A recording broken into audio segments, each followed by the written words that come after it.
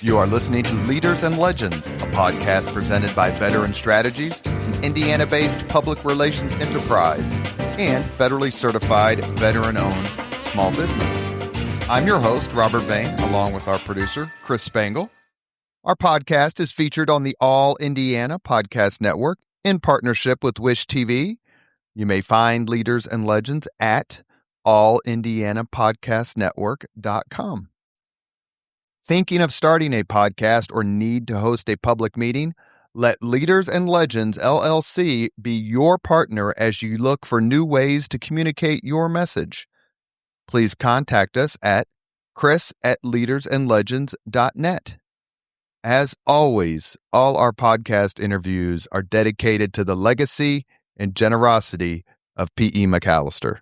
Our guest today is prolific historian, lawyer, judge, and he's just the kind of historian I like sometimes, because what happens is you succeed and you're impactful in a completely different profession, but you just can't get the history out of your blood. You just can't. Jonathan W. Jordan, his book, Ike and Winston, World War, Cold War, and an Extraordinary Friendship. Judge Jordan, thank you very much for coming on the podcast. Hey, thanks for having me. It's terrific to catch up on my Indiana days in court. You have focused on, I've read three of your books. We're only discussing one because we only have an hour. Mm-hmm. Uh-huh. Leadership. What does that mean beyond the Webster definition? What does that mean for you and to you? Leadership requires a blend of qualities. One of them that you don't tend to think of when you think of these A-type leaders is a certain amount of empathy. And I think as a biographer, I would have a difficult time if I didn't have some empathy for the characters I'm writing about. But in the case of Ike Eisenhower and Winston Churchill, they had that quality. And although they had to make big decisions, they had to manage things with a cold-blooded, cold-hearted viewpoint, they still had enough empathy toward each other and toward even their opponents and the other guy, and how would the other guy react. And sometimes they were wrong, sometimes they made misjudgments, but they did try to see things from other people's viewpoints and take those things into account. Eisenhower wrote his wife, Mamie, during World War II, that he wanted to be a general and, as he said, a simple soldier, but that he found himself having to be a socialite, a politician, a liar, at least he put in parentheses, at least to get out of social engagements, a mountebank, promoter. He had to do all those things. And what he found was that as you move up the rank toward the top of the pyramid, politics and military matters come together. And so the qualities that made Eisenhower a good politician, his comfort with people, his ability to talk to royalty or to sergeants and anybody in between, and his empathy, as well as the cold-hearted, calculating side of Ike, which was a lot sharper and could be a lot more vicious than the smiling eye like Ike picture suggests. Those qualities made him the leader he was, and a very successful one. Is it fair to say that you could not necessarily, if you were sitting in the War Department in 1935, predicted this rise for Dwight Eisenhower? Not only could the hypothetical War Department officer not have predicted it, Eisenhower didn't. He thought when he got back from the Philippines, out from under the thumb of Douglas MacArthur, that he would probably end the war as a lieutenant colonel, and he was hoping to make colonel. And that was kind of his ambition. He was starting to get a little bit older. He had missed World War I, never had any combat experience. And so, and as desperate as he was to get a job with his friend George Patton's armored division, he just sort of saw himself as being stuck at a desk. And by the time we get to Pearl Harbor, Eisenhower had made it up the ranks to 1 star, but he was a brigadier with no brigade and had never heard a shot fired in anger. So you wouldn't put him as the lead guy to be the liberator of Europe at that time. Is it fair, or let me ask it a different way, is it inaccurate or a compliment to Ike that he may have just been too good, too smart to be in the muck somewhere, and he needed to be at the Pentagon or in DC? He had that level of sort of operational talent. Yeah, I think that's fair. The Army liked Ike. Everyone liked Ike. But the Army did not want Ike in the First World War going off to fight the Kaiser. They wanted him training other people to fight the Kaiser. In the Second World War, they didn't want Ike out shooting at Rommel's men. They wanted Ike leading other people and planning how masses would shoot at Rommel's men. He felt that he was trapped at a desk job. He called it a slave seat in Washington when he wrote to General Patton.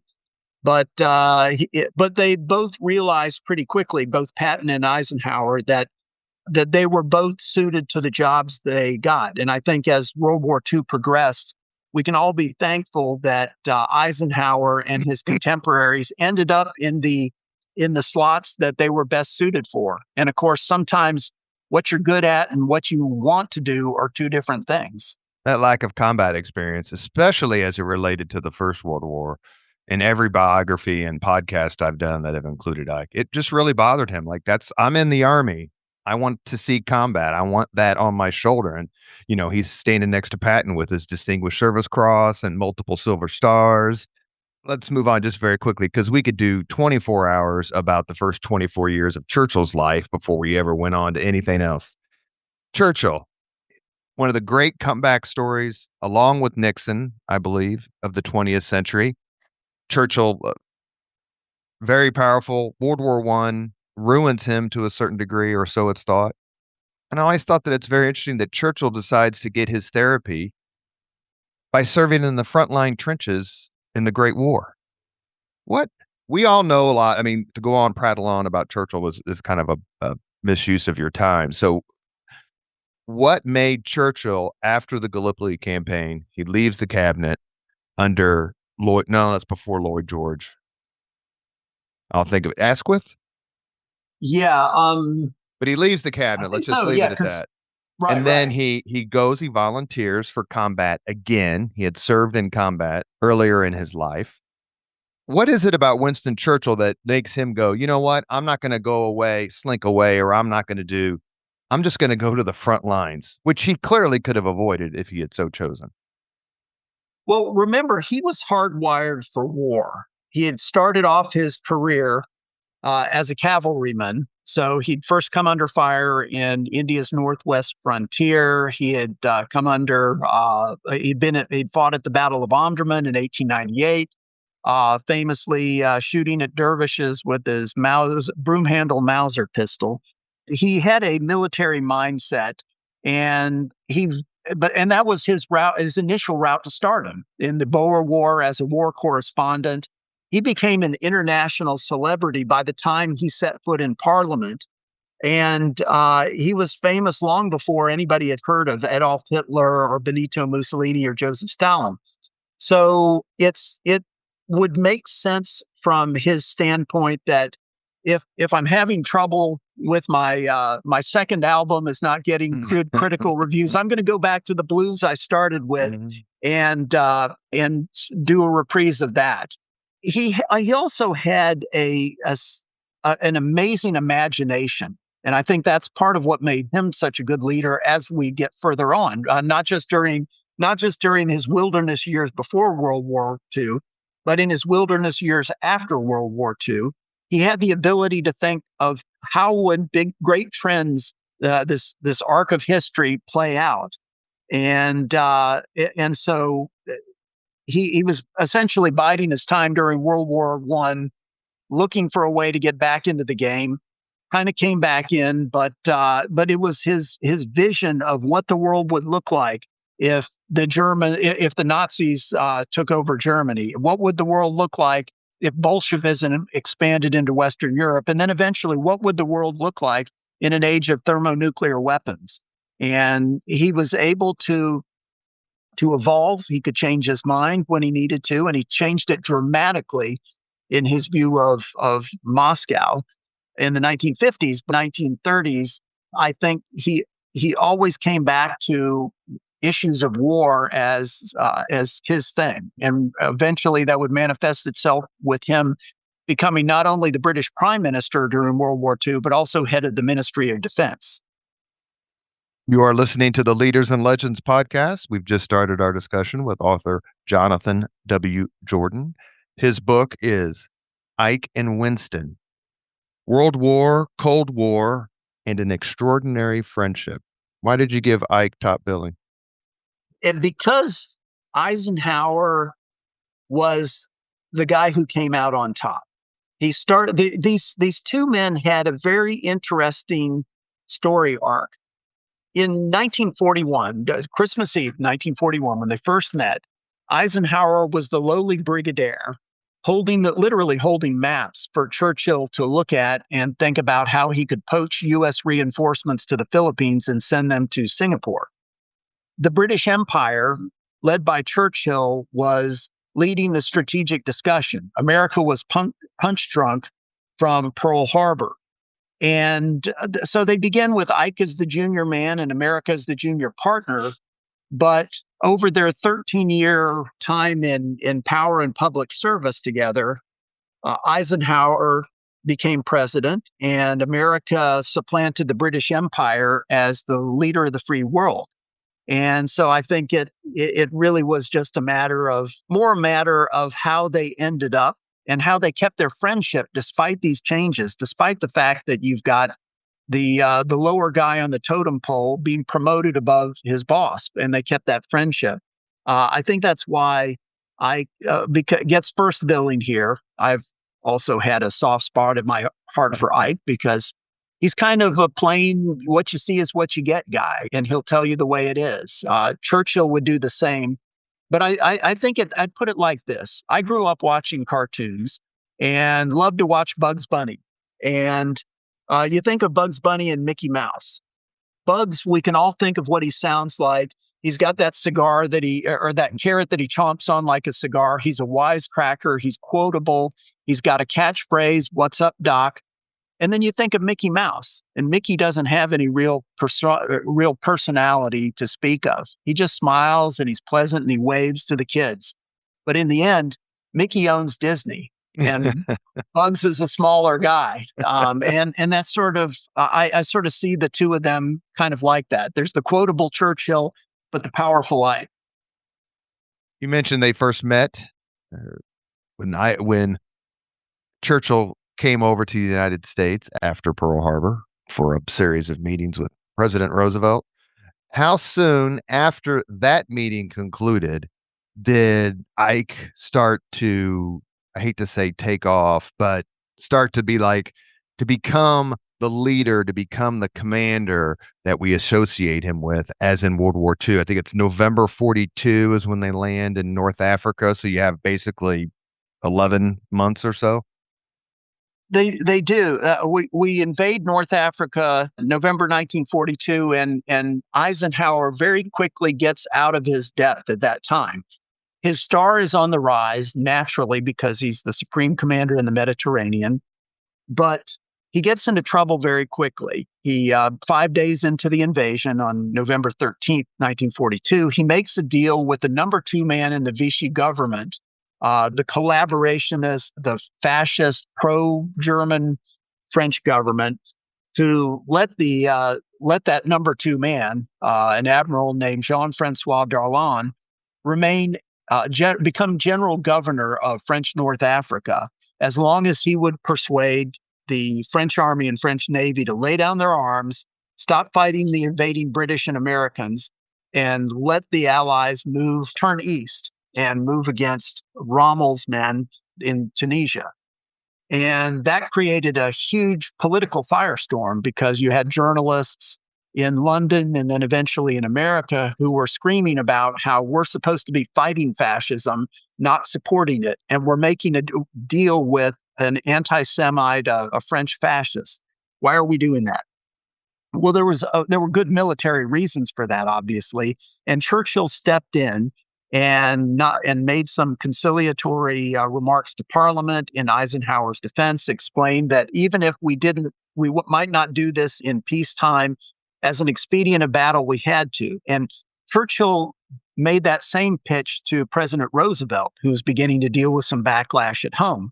And Roosevelt used some of Churchill's words solely due to the stress of battle, as Roosevelt put it, to basically calm things down. Churchill stepped into Ike's rescue.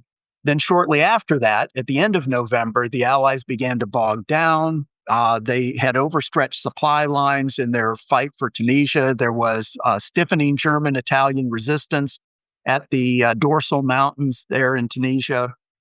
There was bad weather, and Eisenhower's stock was starting to slip again.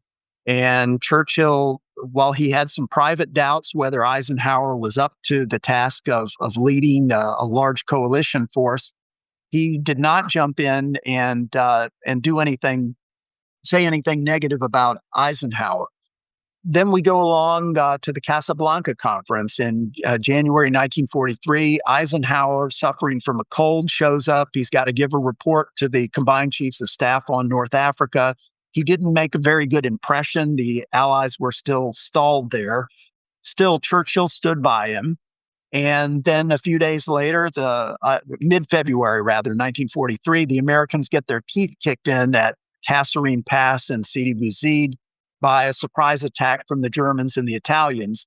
Again, the Americans are looking bad. Eisenhower is writing his son, telling him that I may be relieved of command and sent home, and just understand that this is just the way war works sometimes. But Churchill stood by him, and instead of either cutting Ike's throat or unqualifiedly supporting Eisenhower, Churchill sent Eisenhower more help. He sent him a conservative MP who was a good politician named Harold Macmillan, who would later become British Prime Minister.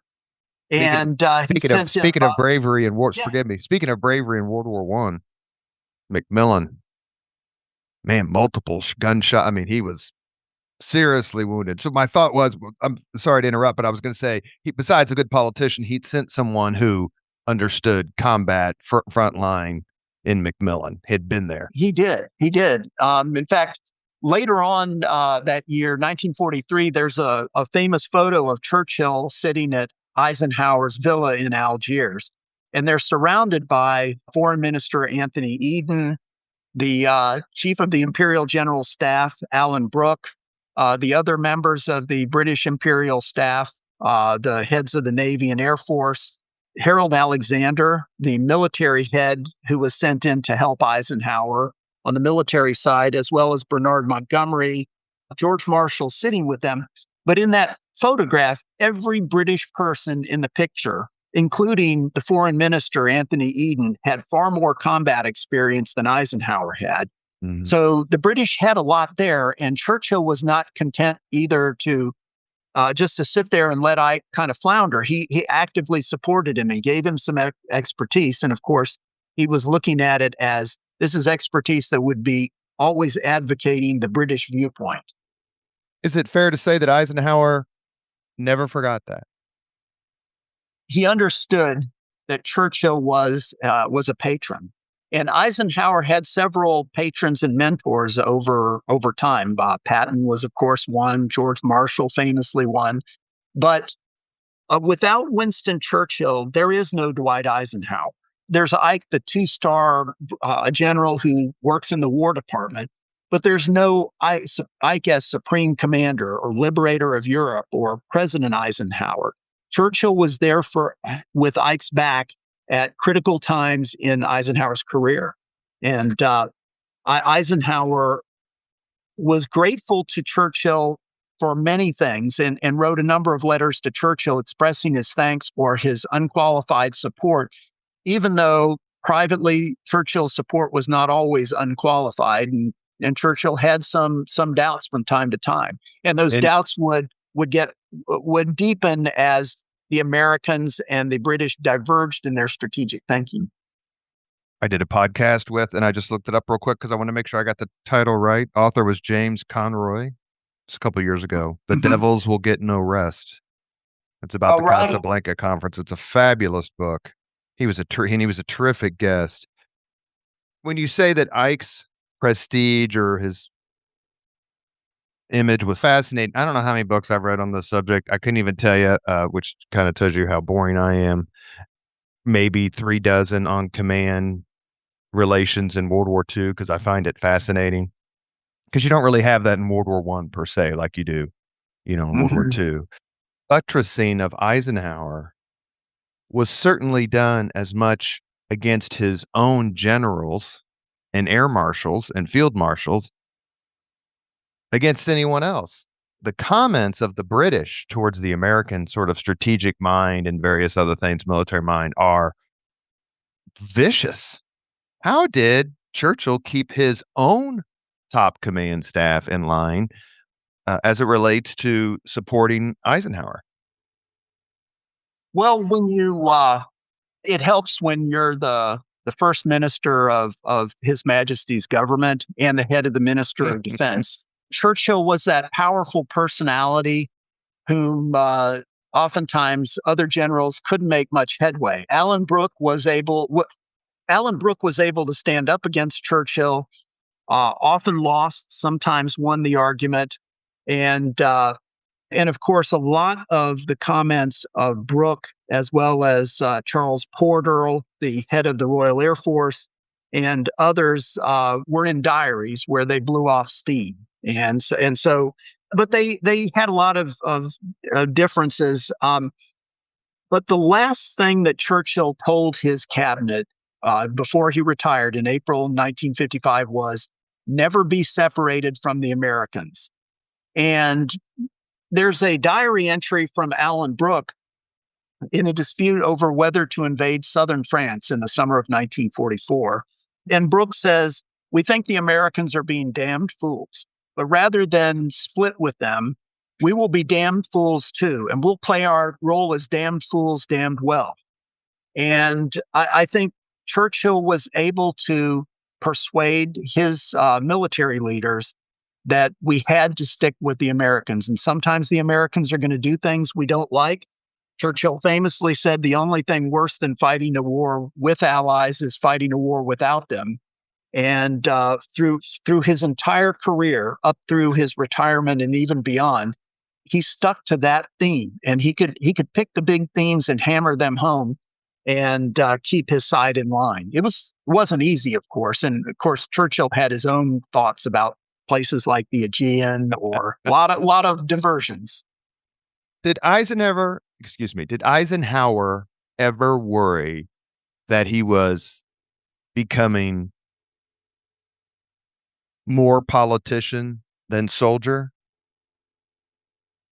He didn't like it, but he recognized that that's just part of it. And Eisenhower had this natural comfort with speaking to people in any rank. And his driver, Kay Summersby, commented on that Ike had just this natural sense of ease, whether it's talking to soldiers in the 101st Airborne right before dropping into Normandy, or whether it was talking to King George.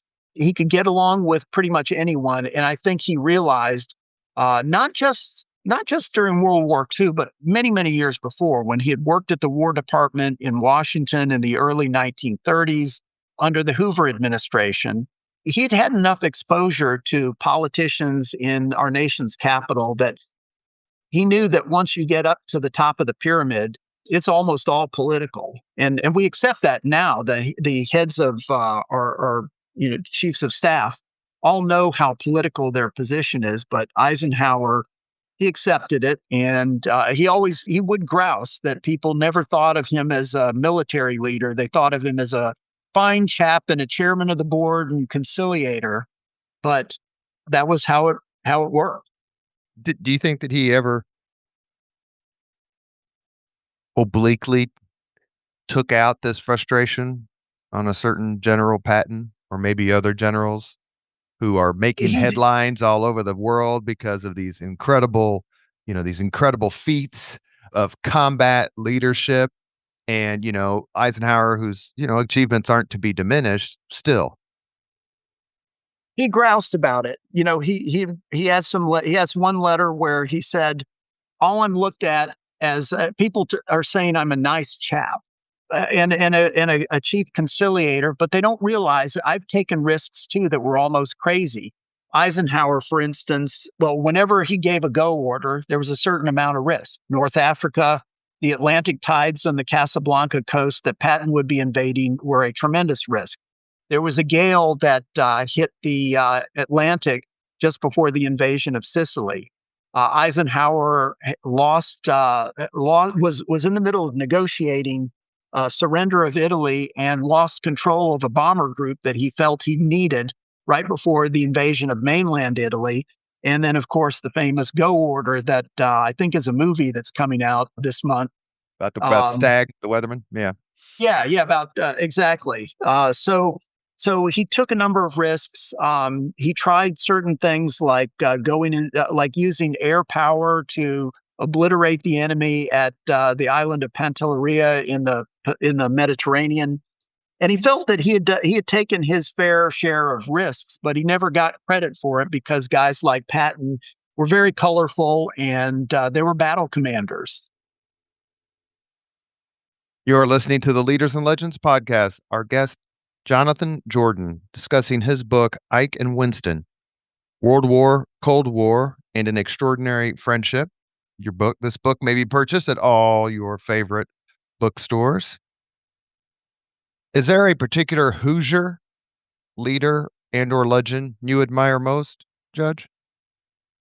That would have to be Walter Bedell Smith, Eisenhower's chief of staff.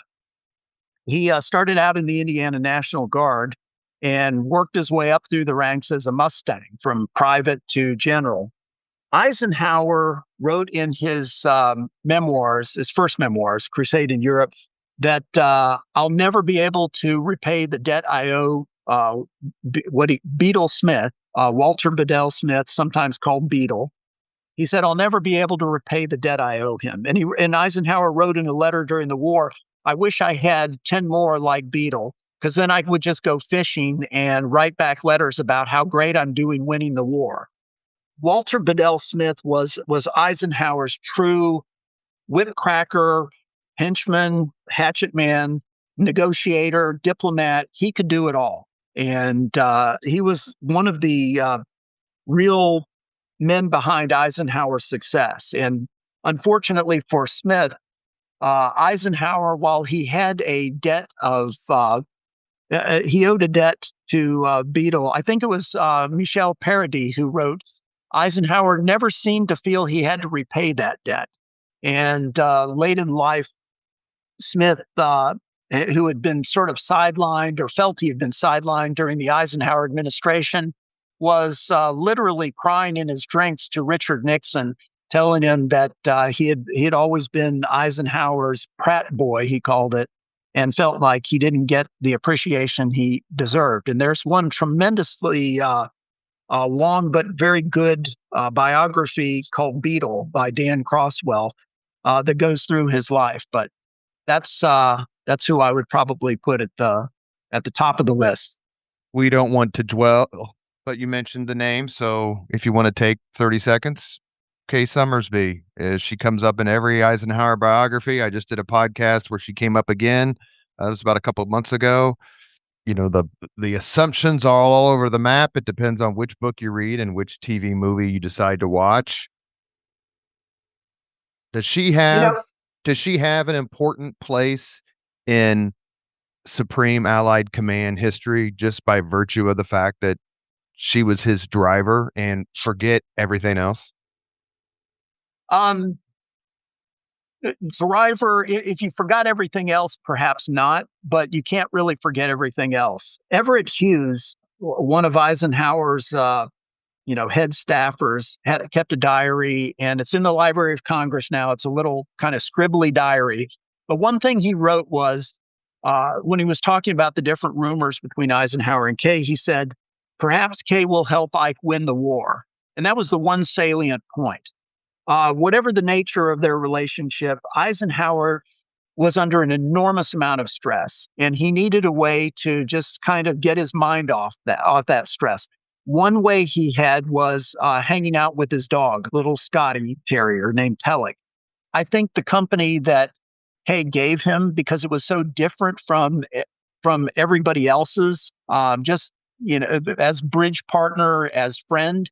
Eisenhower had a lot of friends, and he needed that friendship to help clear his mind and kind of reground him so he didn't blow a gasket. He had a bad temper. He could cuss as much as George Patton would, though he was a lot less eloquent in his curse words. And one correspondent later referred to him as the terrible-tempered Mr. Bang. And a lot of people wondered why he hadn't had a lot of heart attacks before 1955. And so I think Kay's presence there, having a feminine presence, whatever the parameters of that were, I think helped him feel like helped him stay grounded and sort of stay sane. So I think Ev Hughes's comment, maybe she'll help him win the war, was really the only salient point about that relationship. Wasn't like the first part of that quote something like "Leave Ike alone"? He's got enough to worry about. Leave Ike alone. If hanging out with Kay helps, then hanging out with Kay is the way it should be. You mentioned exactly. Remember, Lord Nelson had once said, "East of Gibraltar, every man is a bachelor." And so there may have been some assumptions there because a lot of other people on Ike's staff had taken up with, different social relationships. You mentioned Winston Churchill and his, we're going to be fun and say screwball strategic and tactical ideas that he, felt was passed down his bloodline from the Duke of Marlborough all the way through.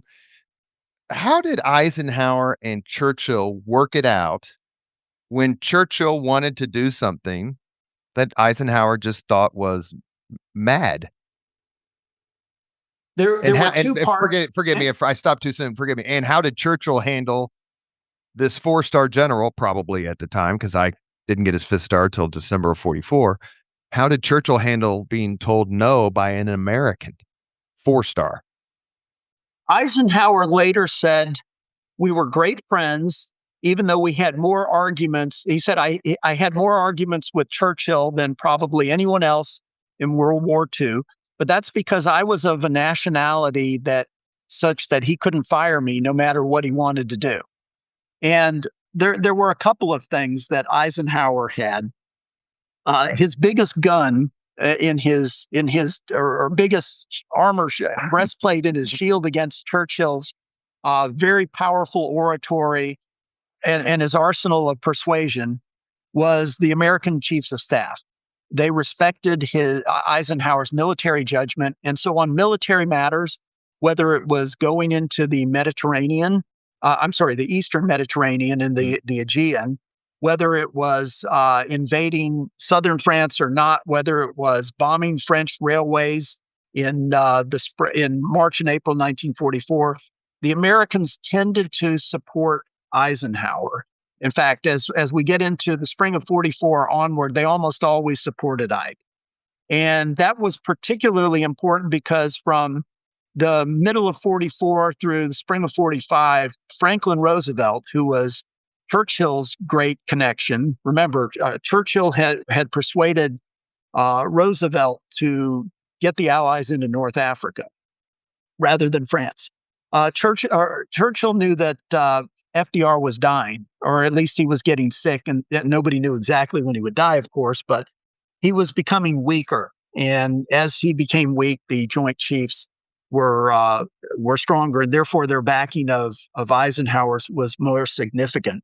Eisenhower used to say that Churchill would use everything from quotes from Donald Duck to jokes to tears. He would rely on their personal friendship. He would pout.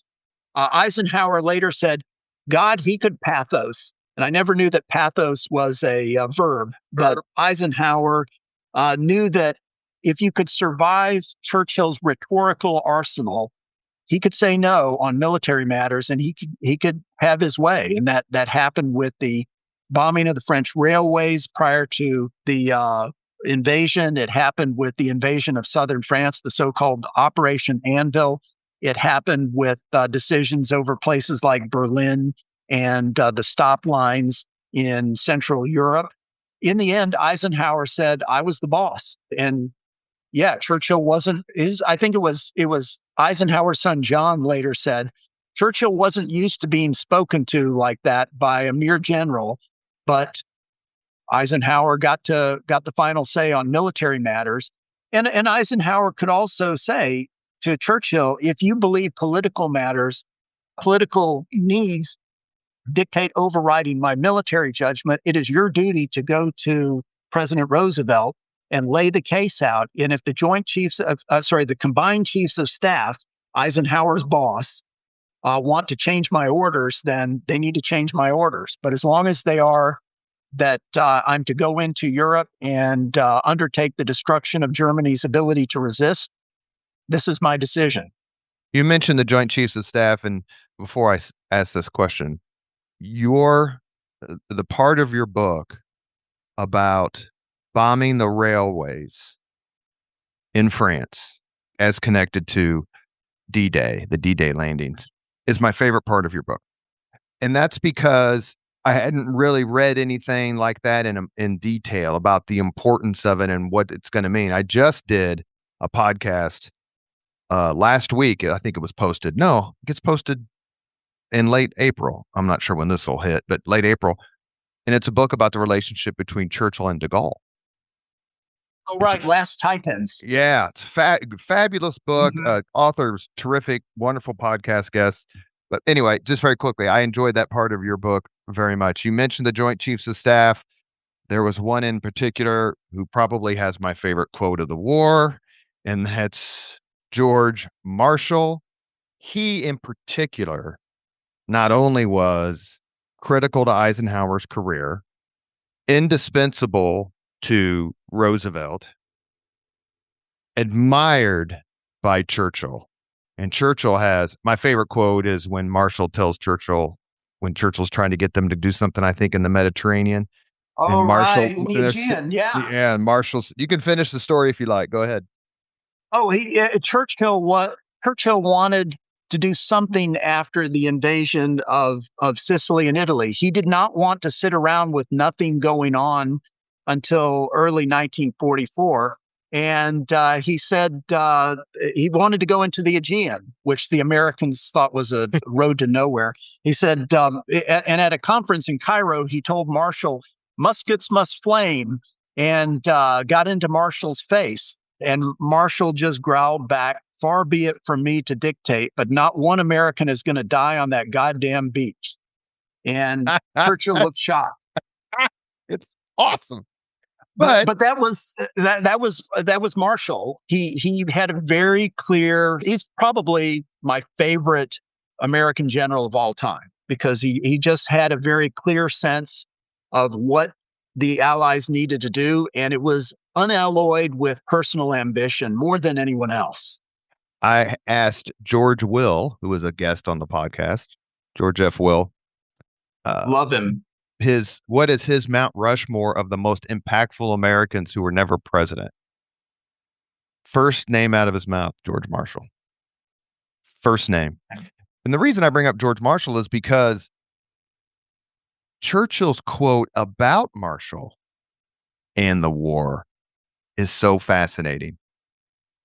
How did Marshall, Churchill, Eisenhower kind of pivot around each other? Churchill basically says that Marshall's the indispensable man of the war, something like that. Like just a huge. Go ahead. Called him the organizer of victory. And I think Churchill saw Marshall as a great leader for organizing America's huge, just immense latent potential for war. But he saw the American and Marshall's in particular, strategic sense as being limited. and but limited by America's more limited experience. In a letter to Pug Ismay, at one point, Churchill complained that Marshall, King, Arnold group, meaning the American Joint Chiefs, is the stupidest strategic team ever assembled. But there's no need to tell them that. They're very good people. Um, and so Churchill saw Marshall as someone who would, if you're not careful, he's going to go run straight into Germany. And that was his vision. And Churchill's vision, of course, was the peripheral approach, kind of like a bullfighter. You let the bandoleros and the picadores go in first, and weaken the bull before you go in for the kill. And Marshall just wanted to go in for the kill directly. So And Eisenhower, Churchill was right. Marshall, of all the things that Marshall did, Mhm. great. Every single book I've ever read on that subject or this subject, the United States military was in no way, shape, or form ready to face German soldiers Right. in 42 or even 43. We needed some ramping up time for sure. The British, there was this. It was difficult because the British had fought the Germans in the Aegean and on the continent and in the air and at sea and in North Africa.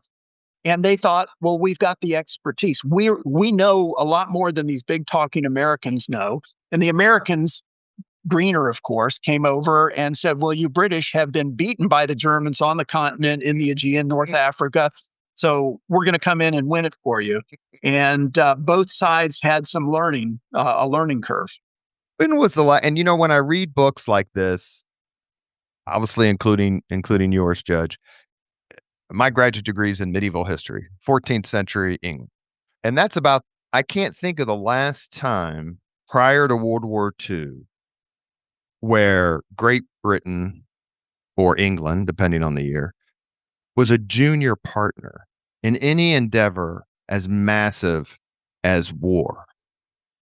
To me, they adjusted grudgingly, but well. Now, a lot of that's because we are feeding them and we're doing all sorts of other things, the United States people. That's what we're doing. But hundreds and hundreds of years of basically uninterrupted success, except for those pesky 13 colonies. How did the British psyche handle the fact that the Americans are basically calling the shots? And if the Americans aren't, the Russians are losing 100,000 men a week. Churchill wrote to his wife something to the effect of, I'm very sad when I see the Americans getting to direct these events on the continent. But what can you do with a country that has a population 3 times as large as our own? And of course, Churchill was half American himself. He had been to America many, many times on book tours and visits, including his visits to Franklin Roosevelt's White House. Churchill understood that this was just the way the way the arc of history was going, and Churchill could see he'd seen many empires rise and decline. By the time he was prime minister in 1940, it was not. He still thought of it as an empire, but it was a commonwealth. And he had to have prime ministers of the Commonwealth nations over to London every now and then and talk to them about the war. And so he understood that in his mind, there was a Venn diagram of the British Commonwealth, India, South Africa, Australia, New Zealand, and so forth, and Canada. There was the United States, and then there was the continent of Europe. And he saw Britain as being the center of those 3 circles, but he understood that it was a small country, and had been even during the time of his ancestor John Churchill, when Britain's role had been to play power balancer between the larger land armies. It reminds me of another one of my favorite quote about the United States is from Otto von Bismarck, who says, "God protects fools, drunks, little children in the United States." In the United States, he said, "Yeah, that one's come out." I saw that in Foreign Affairs recently. Another reference to that. Bismarck's got some good ones. We'll give him credit. I'm a huge Bismarck fan. But the other one is from the foreign minister at the time during World War I. I'll think of the name here in a second. But he's the guy who said the lights are going out all over Europe. The lamps are going out all over Europe. We will not see them again lit in our lifetime. But his other one is he compares He says, America is a gigantic boiler. There is no limit. Once lit, there's no limit to the amount of heat it can produce. And I think Churchill understood that. The United States not getting bombed. They're not getting, their factories are working 24/7, 365. Like they're basically providing us the instruments of victory. And if we have to swallow a little bit of pride just because the world's changed in the last 50 years, 100 years, then I guess that's just what we have to do because the goal is to win the war. And it had taken Churchill so long to bring Roosevelt and the United States into the war against Germany. And I say bring them in, that they came in on their own. Roosevelt was waiting for American popular opinion to change, and he was trying to change it. But that was a very slow process. And Churchill had to be very humble on his request for destroyers, his request for Lend-Lease. There was a lot there that he learned he would have to be humble with. And so I think for somebody with his sense of history, he knew where the British Empire was on the graph and where America was. Lord Edward Grey is the foreign minister's name I was That's trying to right. think of. You are listening to the Leaders and Legends podcast. Our guest today, Jonathan Jordan, discussing his book, Ike and Winston, World War, Cold War, and an Extraordinary Friendship. Let's get to it. D-Day. The fight to invade France began long before the fighting in France. Where were Ike and Churchill on the sort of overarching issue of we need a second front, we need to take the pressure off the Russians? Stalin's fulminating every time he can that there is no second front. The bombing hasn't really done that much damage. If you read Victor Davis Hanson, that doesn't really happen until 44, 45. The British are opposed. Marshall and the Americans are adamant we have to cross the channel. Take it away. After the Tehran conference in December 43, November 43 to December, there were Cairo conferences on either side. Churchill basically got outvoted, and he, in many things, and Overlord, he couldn't do this as much. He did it more with Anvil, but in many areas he would grudgingly accept, but he would pout. He would also do what he could to hedge or sort of mitigate what he saw as a strategic error. I think for D-Day, Churchill had accepted that was going to be the operation. The British were going to play their part, and they were going to do their level best. But between Eisenhower and Churchill, there was a wide gap in the difference of faith as to whether Overlord would succeed or not. Eisenhower did not have the luxury of pessimism. His job was to invade the continent. Those were his orders from the combined chiefs of staff. And he was going to make it happen. Churchill ran hot and cold. And while Churchill supported it in his heart of hearts, he had his doubts. And Eisenhower, many times after the war and during his presidency, talked about how often Churchill would talk about his fear that the channel would be running red with the blood of the flower of American and British youth. At a conference in sort of an all-hands top-level conference in April 1944, Churchill said, "I am hardening to this operation." And what he intended to say was, I've now come around and have faith. But the words hardening to this operation made it sound like he was still not fully convinced, and maybe he would soften to the operation if anything bad seemed to was if there was anything bad that in the future that he was looking at. So they had a difference in faith of whether the invasion would be a success or not. Eisenhower, who looked at everything so many different ways and knew what the variables were, was more of a calculator. Remember, Eisenhower was a bridge player. He played poker growing up, but he switched over to bridge and he was very, very good at figuring out what cards the other person had, what cards his partner had, and how to play them. And mathematically, he felt like he had a number of trump cards, such as air supremacy. He needed good weather. He didn't know that would happen, but he had more confidence than Churchill did. Of course, we know Eisenhower famously wrote a note on the eve of D-Day. He misdated it July 5th. He was so nervous, where he said that in the event of failure, where he said that if there's any fault to be handed out because of this failure, it is mine alone. And so he knew there was that possibility. And years later, he explained to Walter Cronkite about that note. He said, well, if the invasion failed, I was going into obscurity anyway, so I might as well take the blame too. That is a great documentary, by the way. It's on YouTube.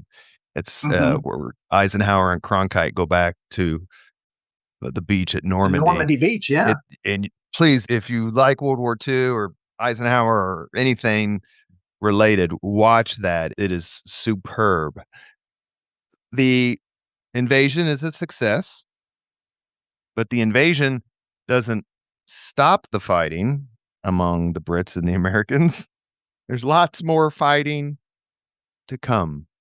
How do Eisenhower and Churchill navigate the fights, the feuds, the successes, the personalities, the failures of Americans and the Brits as they are pushing the Germans east along the continent? Because the strategic questions that you just mentioned seemingly only multiplied after they got their foothold.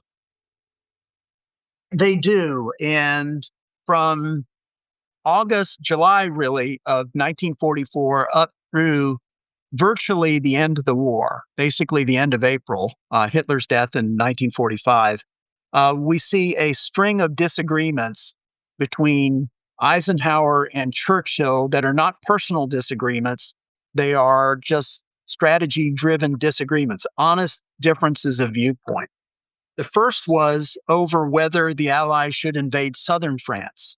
The Americans believed that an invasion around the ports of Marseille and Toulon would open up supply lines and would give the Allies another avenue to go into Germany. Churchill viewed the invasion of southern France as simply a way of siphoning troops and ships and aircraft and supplies away from the Italian theater, which was basically a British theater. The British were in charge of that. Their 15th Army Group was commanded by British, and they were the ones basically running the Italian offensive. And Churchill thought that there would be a lot of advantages to going up through Italy, past the Po River, past Milan, potentially into Austria. One would be that it would stop the Russians from going into Austria. Another would be that it would give the British a theater in which they could claim the lion's share of credit, and not a secondary theater, but a primary theater. So they differed about that, and they had probably Eisenhower and Churchill had some of their bitterest arguments about the Anvil invasion. As before, the American chiefs of staff backed up Eisenhower, but Churchill used everything at his disposal to try to derail that. And he did something that was extraordinary. He basically misrepresented what Eisenhower was saying to Washington. At one point, Churchill wrote to Roosevelt about how there's discussion here about canceling the Anvil invasion and instead going in through Brittany on the western coast of France. And then he wrote to Eisenhower and said, well, I've told them about your great idea to go into Brittany instead of southern France. And Eisenhower was horrified because the invasion of southern France was at least American policy. And he quickly wrote back to Marshall, I have no idea what Churchill's talking about or how he could have gotten that impression, but I have not backed off Anvil. And then in Washington, the American chief said, is Eisenhower really supporting a move into Brittany? And their British counterparts checked back, and they had to sheepishly admit, we thought he was, but it turns out he's not. And so we're sorry. Looks like Anvil needs to go forward. Churchill was willing to be duplicitous in order to get that mission scrubbed. And isn't one of the pressures and stresses that Eisenhower was always facing was the fact that he had become an ally and he was no longer an American, and he had been Britanized and captured by Churchill and his charm. And Eisenhower resented that.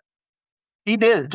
He was accused of being too pro-British by Omar Bradley, by George Patton, by a number of Americans, and he knew that there. And he said, "Look, I'm bending over backwards to please everybody because we both got to fight together."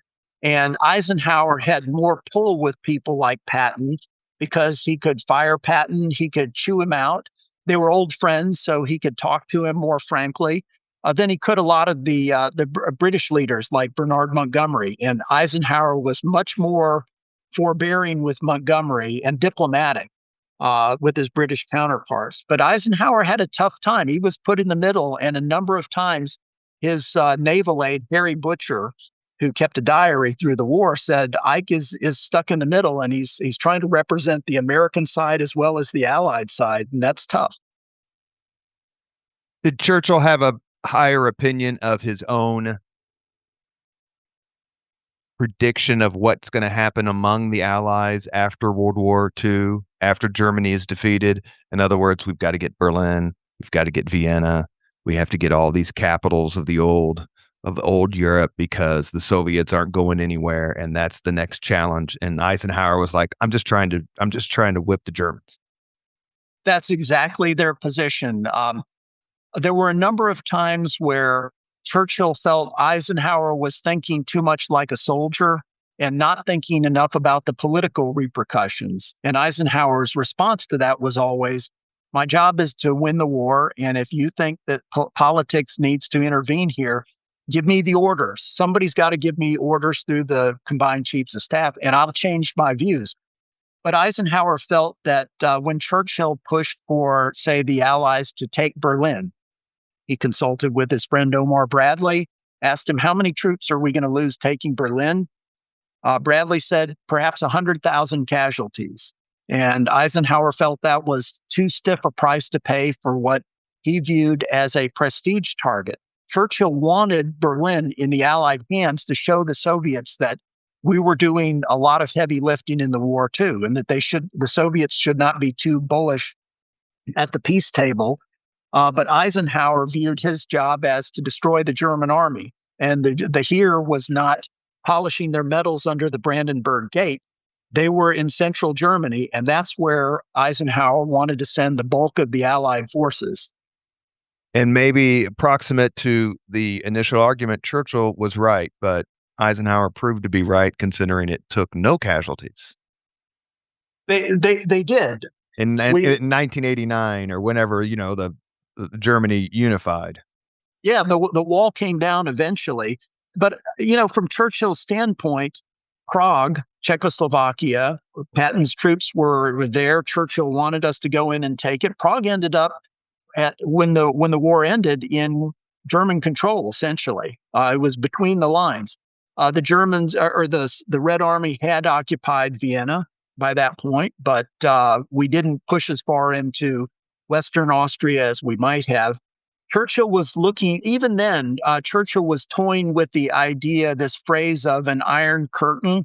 And he saw that, and his Churchill's doctor, Lord Moran, wrote in his diary that all Churchill ever talks about is the Red Army now. He's not talking about the Germans anymore.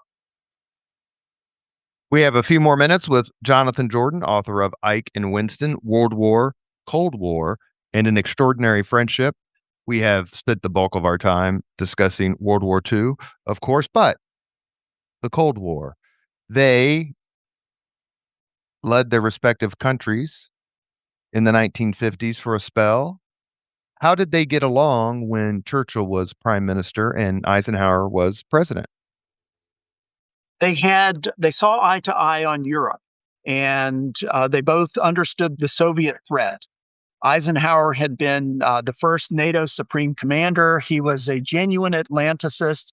He believed in the Anglo-American alliance in Europe as firmly as Churchill believed. And they both felt like we had to take a strong position against Soviet communism. They differed in one area, though, and that was how to deal with Moscow. Churchill had been one of the original opponents of communism, the old strangle Bolshevism in its cradle type. And he had never really backed away from his anti-communist views. In 1946, he made the famous Iron Curtain speech. From 46 to 48, Churchill advocated atomic blackmail of Stalin and basically wanted to tell the Reds, if you don't get out of Central Europe, we're going to obliterate your cities. But two things changed. The first was the November 19 thermonuclear detonation by the United States, the so-called Ivy Mike test. And that was a hydrogen bomb. And it's sort of hard to grasp how much more destructive a hydrogen bomb is or a thermonuclear weapon is than an atomic bomb. Churchill said that with the detonation of the H bomb, we are now as far from the age of the atomic bomb as the atomic bomb itself from the bow and arrow. And that's because with a thermonuclear weapon, you have to basically explode two atomic bombs to create the heat necessary to create a massive thermonuclear explosion. So the Ivy Mike test was the equivalent of about 700 Hiroshima bombs going off all at once. And Churchill, with his vivid imagination, could readily grasp what that could do to cities like London and what life would be like after a thermonuclear war.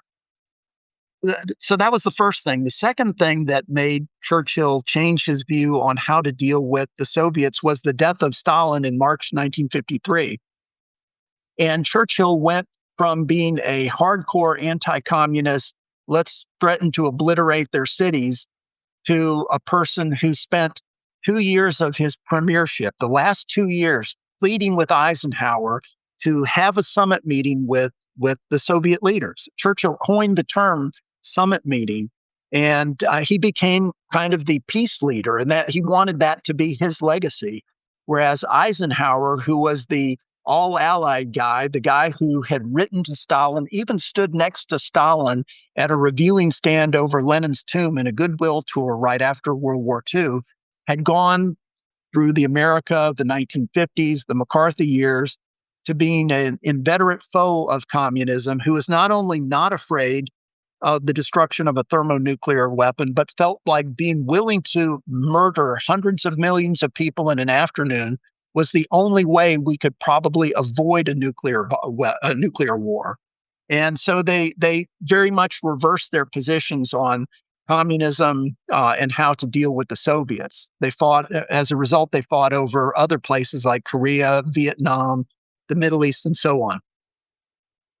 How did painting bring them together? Churchill and Eisenhower had a bond of friendship, and it was first and foremost a bond from shared experiences during the wartime, but they had some shared hobbies. Now, Churchill was a terrible golfer. His golfing was, if anything, worse than his French. Eisenhower was a golfer with a mid-teens handicap. So they really didn't have that in common, but they did come together over painting. And Eisenhower saw how much pleasure Churchill, as well as a few other people, Harold Alexander, some others, took from their oil painting and began taking up the brush in about 1948. And he would write to Churchill and tell him how his paintings were coming along. And the painting that Eisenhower was proudest of, I think during his time in the White House, was a portrait he made of Winston Churchill.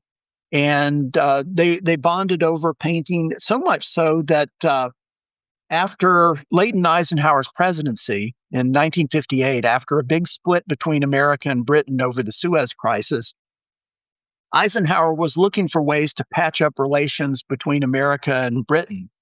And he helped promote a national tour of Churchill's paintings nationwide, 35 paintings at different art museums. And he engaged in what I'd call paintbrush diplomacy as a way that not only emphasized his personal connection with Churchill, but also reminded the Americans of a person whom the Americans loved, Winston Churchill. And by bringing Americans to see his paintings, he sort of helped heal some of the rift of the Suez. Churchill dies in 1965. Ike lives till 69. But Churchill's funeral, Ike attends, and Ike is sick. clearly. Multiple heart attacks, multiple packs a day, smoker for who knows how many years. Do you think it was important for someone like Dwight Eisenhower, for him to be there for Winston's funeral? They had a bond that was just special. It was a bond of shared experiences in wartime, shared experiences as leaders of the free world. And later in life, after Churchill's retirement, Eisenhower grew more and more fond of Churchill, not just as for nostalgic reasons, but he genuinely enjoyed Churchill's company. He had invited him to the White House many times, and Churchill came once in 1959. But he had written him several times about how he wanted to get back with Churchill and just talk about the old times and reminisce. This was a meaningful relationship in Eisenhower's life. He told several people that Churchill was the greatest person he personally knew well. Among all the people who had the requirements of greatness, Churchill he put at the top of the list, along with General Marshall, Charles de Gaulle, and a few other people.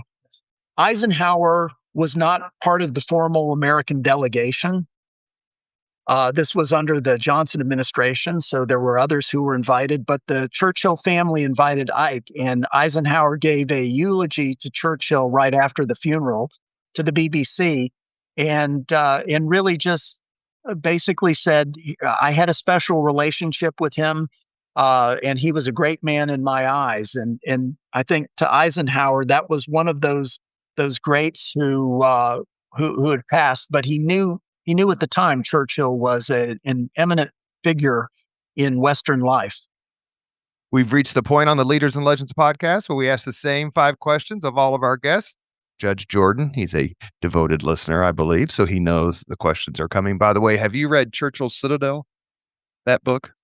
I've read parts of it. I haven't finished it. It's actually still sitting on my shelf about 8 feet away from me. But I know that you had the podcast earlier. Yeah. And I went to Chartwell a few years ago. It's so cool. So cool. Anyway, here are the questions. What was your first job? It was working in my dad's hardware store.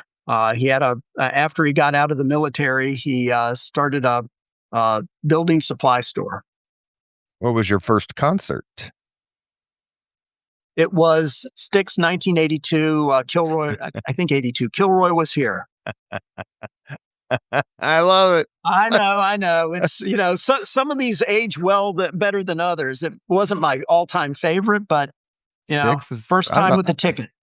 I'm 58. I won't ask how old you are, but when I was entering high school or junior high, Styx was huge. Paradise Theater. Come on now. Oh, yeah. Yeah. If you could suggest, go ahead. Well, but then again, Huey Lewis was my second concert, and that was huge too. So, the 80s. If you could suggest any book for someone to read, which book would you recommend? Catch-22 by Joseph Heller. That it's a novel, of course, but when you work for big organizations, like I worked for very large law firms for a number of years, you have to have a certain sense of almost cynical humor about it. And if you're not looking to take, Eisenhower used to say, take your job seriously, don't take yourself seriously.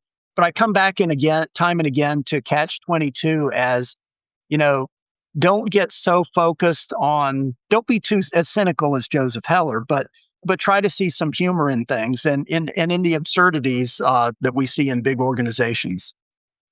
Yeah, I work in politics. Sense of humor is essential. Do you have a favorite biography of Churchill and or Eisenhower? Andrew Roberts' Churchill, Walking with Destiny is the best one volume out there. For Eisenhower, among one volumes, I actually like Michel Paradis' book, even though it's not really a biography. I think he and Evan Thomas, who you've also had on the show, have the 2 best books about Eisenhower, though they are just segments of his life. I don't really have a favorite one volume cradle to grave biography. Jim Newton's on the White House years is good.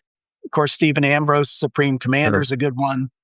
There's lots there. There's a lot to unpack about Eisenhower, whose own 23 volumes of writings at Johns Hopkins rivals the 21, I think, volumes of the Churchill papers from Hillsdale College. Even his wife, Mamie, said, I never really knew him. Not sure. She goes, I never really knew him. Not sure that anyone ever did. With a lot of great figures, Joseph Stalin was one, FDR was another. You have to ask which FDR, which Joseph Stalin, and which Ike Eisenhower. John Eisenhower said that his dad was 50% kindly grandfather and 50% cold-blooded calculator. And then John Eisenhower thought about it. And he said, no, make that 75% cold-blooded calculator. As you said earlier about Beetle Smith and Kay Summersby and other people that he sent home. Patton, when it's time to cut off, you've been useful to me. I no longer need you. So goodbye. Thank you very much. I wish you the best. If you could witness any event in history, be there in person as it happens, which event would you choose? That would probably be the surrender at Appomattox. And part of it is because that's when you have generals who had to act like statesmen. Their communications were too far, and they had to really step up. I started down a biography of General Edwin Porter Alexander, one of Lee's artillerymen, who was trying to persuade him to break up the Army of Northern Virginia, send them into the hills, and basically become guerrillas. And both Lee and Grant did not want that to happen because they could see what would happen to their beloved republic if it did. And I think sometimes it takes a lot of moral courage, and that would be one place where that famous painting of an anxious Grant leaning forward over the table as Lee looks through his spectacles and signs the documents. That was a time when those men really rose to become statesmen. That's always my answer when I get asked my same question. When I get asked my question, that's my answer for the exact same reason. It could have turned out so much worse. If you could have dinner with anyone living today, 2 hours off the record, anyone living today, just to chat, whom would you choose?